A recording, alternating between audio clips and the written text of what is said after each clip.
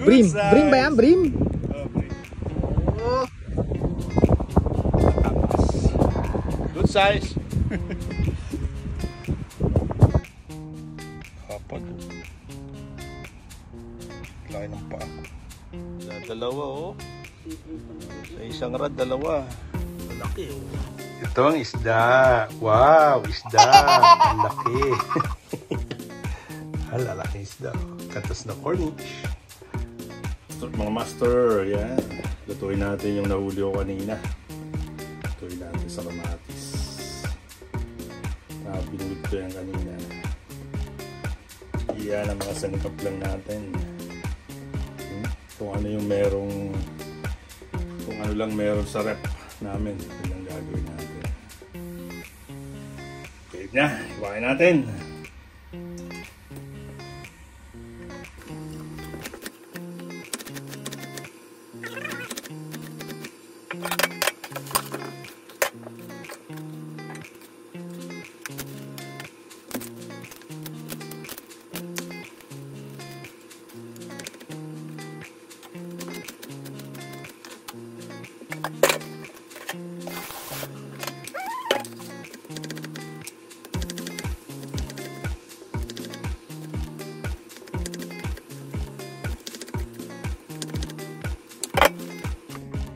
Simple lang to.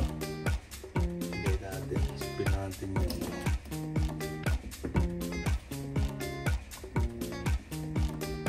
sabay-sabay nga ito lulutuin. Luya.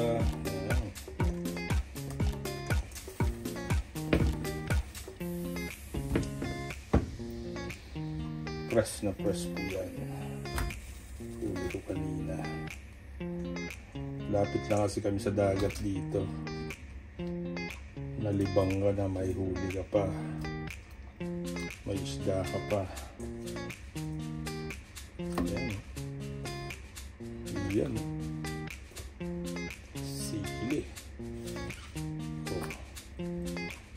Diba? Rapsa.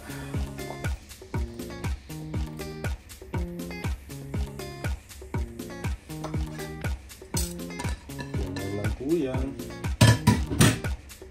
Sama-sama natin lahat yan.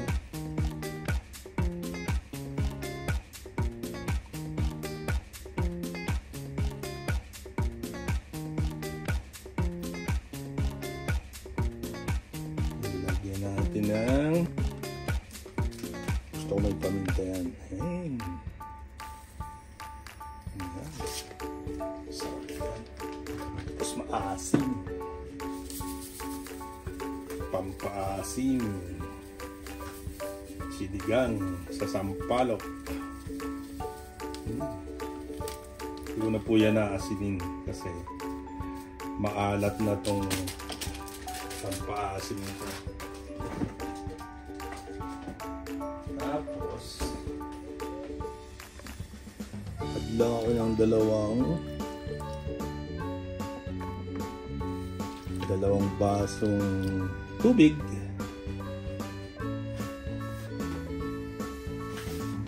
Takpan na natin. Ayan. Nung kumulo, ibinaba ko siya sa 150. Tikman natin. Yung lagyan ko po yan ng dahon ng sibuyas. Onion leeks. Ayan. Hintayin na lang natin yan kung maluto. Tapos meron akong pok choy, lalagay ko sa ibabaw. Tapos niyan, kain na. Ayan. Natin. Oops. Wow. Luto na po yan. Luto na yan. Lalagay ko na lang sa ibabaw yung gulay. Ayan.